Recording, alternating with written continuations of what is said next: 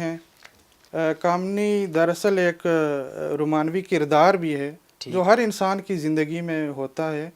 تو اس کتاب میں میری مزاحمتی نظمیں بھی ہیں, صحیح, احتجاجی لہجہ بھی موجود ہے, ٹھیک ہے, اور مختصر نظمیں بھی ہیں, رومانوی نظمیں بھی ہیں. کوشش کی ہے کہ ایسی بات کروں جو پڑھے تو اس کو بھی محسوس ہو کہ یہ میری ہی بات کی گئی ہے. ٹھیک ہے, ہر تخلیقار کی یہ خواہش ہوتی ہے ٹھیک ہے. کہ جب کوئی پڑھے تو وہ یہ نہ سمجھے الگ ہو جیسے کر کہ اس نے یہ کلام اپنے لیے لکھا ہے. دیکھنا تحریر کی لذت کی جو اس نے کہا, میں نے یہ جانا کہ گویا یہ بھی میرے دل میں ہے. تو شاعر کی شاعری جو ہوتی ہے وہ صرف اپنی ذات تک محدود نہیں ہوتی, وہ پورے معاشرے کے لیے شاعری کرتا ہے. اچھا, میں اب چاہوں گا کہ ایک نظم, اگر آپ مختصر سی کوئی نظم ہو, کامنی سے ہو یا اس کے علاوہ کوئی نظم ہو, کیونکہ آپ کی کامنی کتاب جو ہے وہ نظموں پر زیادہ مشتمل ہے, تو میں چاہوں گا کہ کوئی نمونہ آپ نظم کا آپ نے ہمارے ناظرین. اب آپ نے مختصر بھی کہا ہے تو نظم ہے, عنوان ہے خوشبو. جی, سہ مصرعی نظم ہے کہ فون پر اس نے بات کرتے ہوئے, فون پر اس نے بات کرتے ہوئے پھول کاغذ پہ جو بنائے ہیں ان کی خوشبو یہاں تک آئی ہے. واہ, یعنی کہ اس کو ہم دوسری زبان میں ہائیکو بھی کہہ سکتے ہیں. ہائیکو, اس کو ہائیکو کی اپنی ایک اس کی پہچان ہے, خصوصیات ہیں ٹھیک ہے, ہائیکو کی. نظم جو ہے یہ ہم سہ مصرعی نظم جب کہیں گے ٹھیک ہے, تو اس کی اپنی ایک لذت ہوگی, اس کا ٹھیک اپنا ہے, ذائقہ ہوگا. ٹھیک ہے, ٹھیک ہے. تو کیا کیا نہ بو گیا میری خوشیاں نکھارنے, کہنے کو میرا باپ زمیندار بھی نہیں. یہ آپ کا ایک شعر ہے جس میں آپ نے باپ کا ذکر کیا ہے. جی. عام طور پر اگر دیکھا جائے تو ماں پر بے تحاشا نظمیں لکھی گئی ہیں, غزلیں لکھی ہیں, مختلف کلام لکھا گیا ہے. باپ پر شاعری بہت مختصر شاعری ہوئی ہے, کم شاعری ہوئی, اس کی کیا وجہ ہے؟ اس کی میں نے تو کبھی یہ اس طرح اندازہ لگانے کی کوشش نہیں کی کہ یا ایسی کوئی ریسرچ, صحیح, لیکن جو توجہ آپ دلا رہے ہیں وہ بہت اچھی بات آپ نے کہی, کیونکہ ہمیں عموماً ماں پر ہی نظمیں زیادہ نظر آتی ہیں, اور ماں پر ہمارا بڑا عرفانہ کلام ہے جو ماں پر ہے, بے شک, بالکل, اور ماں پر ہی ہم کا وہ کلام سنتے ہیں اور ہماری آنکھیں اشکوں سے بھر جاتی ہیں. ٹھیک ہے. تو اس کی ایک وجہ تو یہ ہے کہ مطلب اولاد کی زیادہ اٹیچمنٹ زیادہ ہوتی ہے, ماں ہر وقت ان کے ساتھ رہتی ہے. بالکل, نفسیاتی اٹیچمنٹ جو ہے وہ زیادہ ہے, وہ اولاد کی اپنی والدہ کے ساتھ زیادہ ہوتی ہے, اور اس نفسیاتی اٹیچمنٹ کی وجہ سے والدہ کے اوپر ذمہ داریاں بھی بہت زیادہ آ جاتی ہیں, کیونکہ والد نے تو رزق کمانا ہے, اس نے گھر سے جانا ہے, جو ابتدائی تربیت ہے بالکل, وہ اس کی وہ جو ساری ذمہ داری ہے والدہ کے کاندھوں پر, وہ زیادہ بوجھ ہوتا ہے اولاد کی پرورش باپ کا. پر اور ایک ان شعر کی مجھے یاد آ رہا ہے والد پر کہ اپنے بچوں کے کھلونے خرید لیتے ہیں, باپ دل کے سبھی ارمان بیچ دیتے ہیں. تو باپ کا بھی اسی طرح ایک کردار ہے معاشرے میں, آپ کی تعلیم و تربیت میں اس کا کردار ہے. بہرحال یہ ایک لمبا ٹاپک جس میں ہم بات کریں گے. ایک بریک کا وقت ہوا ہے, بریک کے بعد ہم آپ سے گفتگو کا سلسلہ جاری رکھیں گے. ناظرین, ایک چھوٹا سا وقفہ لیتے ہیں, وقفے کے بعد دوبارہ آپ سے ملاقات کرتے ہیں.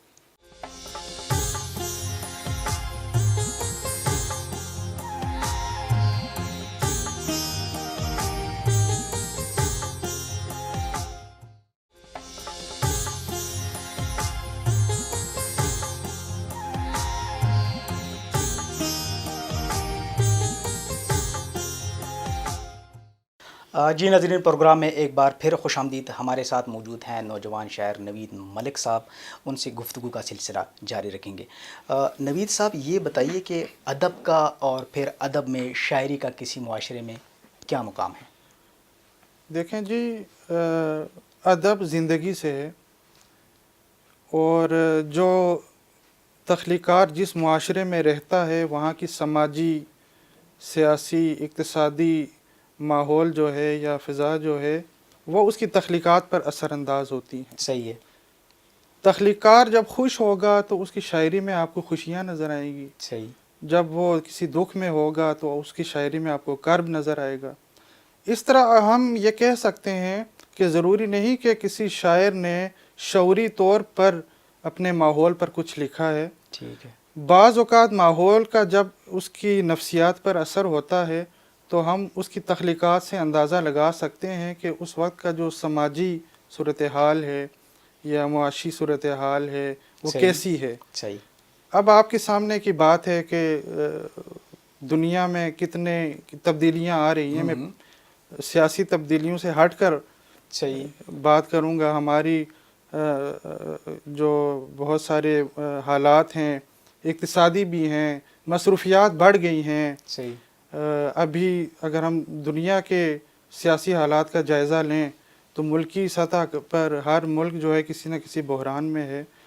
تخلیقار یہ جو حالات ہیں یہ تخلیقار کی نفسیات پر جب اثر انداز ہوتے ہیں تو وہ پھر ضرور اپنا قلم اٹھاتا ہے. کچھ لوگ ایسے بھی ہیں جو ایسے حالات میں کوئی کوشش نہیں کرتے کہ ہم عوام تک کچھ پہنچائیں, لیکن بعض لوگ پوری شدت کے ساتھ ایک اپنے پورے جذبات کے ساتھ وہ لکھ رہے ہیں اور ان کی کوشش ہے کہ وہ جیسا سوچتے ہیں ویسا وہ عوام کے ساتھ لائیں.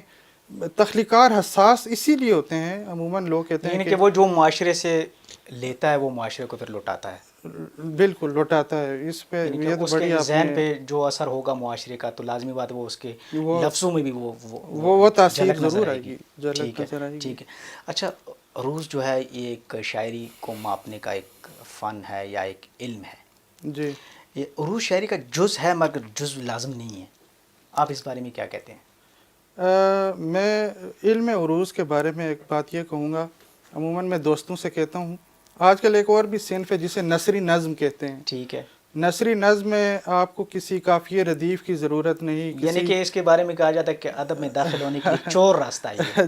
چلیں میں اتنا اس کو ایسا استعمال نہیں کروں گا, ایسا کوئی لائن اس کے لیے. لیکن فرض کریں کہ ایک شخص ہے وہ ہمارے ملک میں آتا ہے, اگر اس کے پاس ہمارے ملک کا شناختی کارڈ ہوگا تو پھر یہاں کے سارے قوانین اس پر لاگو ہوں گے. ٹھیک ہے. تو شاعری کے میدان میں جب اس میدان میں کوئی آتا ہے تو سب سے پہلے اس کو یہ ثابت کرنا پڑتا ہے کہ وہ فن کو سمجھتا ہے, وہ جانتا ہے, وہ شاعری کے جو جتنے بھی اس کے لوازمات ہیں وہ اس پر وہ پورا کر سکتا ہے. پھر اس کو شاعر مانا جاتا ہے. اس کے بعد اگر وہ نثری نظم کہتا ہے تو لوگ اس کے بارے میں اپنی رائے بھی اچھی قائم کرتے ہیں. ورنہ تو میں ابھی چلا جاؤں یہاں مارکیٹ میں تو 100 میں سے 100 لوگ ہوں گے جو کہیں گے ہم شاعری کر سکتے ہیں اور کچھ نہ کچھ لکھ کے دے دیں گے. تو عروض جو ہے یہ ضروری ہے شاعری کے لیے. صحیح ہے. صحیح ہے. نوید صاحب یہ بتائیے کہ خواتین معاشرے کا ایک اہم حصہ ہیں.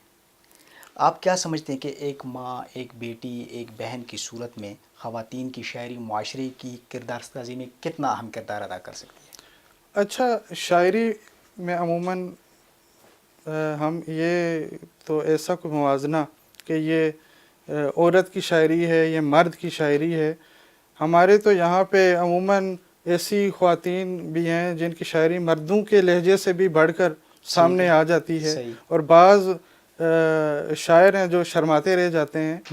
تو کردار سازی کے حوالے سے شاعری جو ہے یہ اپنے مثبت اثرات مرتب کرتی ہے کردار سازی کے حوالے سے, اگر فوکس کیا جائے. اگر تخلیقار کے ذہن میں اپنے ذہن میں کچھ نہ ہو, اگر وہ یہ چاہتا ہے کہ محض حظ اٹھانے کے لیے وہ لکھے اور لوگ لطف اندوز ہوں, بری چیز یہ نہیں ہے کہ ایسا کرنا برا ہے, تو پھر تو میں نہیں اس بارے میں کچھ کہتا. لیکن کردار سازی کے حوالے سے اب اقبال کی شاعری پڑھیں, انہوں نے تو ایک کردار سازی کی نئی نسل کی, اس کے لیے انہیں نظریات دیے, انہوں نے راستے بتائے تاکہ کردار سازی سے معاشرہ سازی تک لوگ آئیں, اور پھر یہاں سے ہی ایک لیڈر پیدا ہوں. جو اقبال کا خواب تھا کہ نئی نسل جو ہے ان میں لیڈر ہوں اور وہ رہنمائی کریں آنے والی نسلوں کی. تو شاعری میں بہت کچھ ہے اگر اس سے ہم اگر کام لیں. مقصدی شاعری اسی حوالے سے ایک ہمارے حلقہ احباب میں جانی پہچانی جاتی لوگ کرتے ہیں. کافی عرصے سے آپ شاعری کر رہے ہیں، تقریباً 2000 سے 19 سال تقریباً آپ کو شاعری کرتے ہوئے گزر گئے. ہاں جی.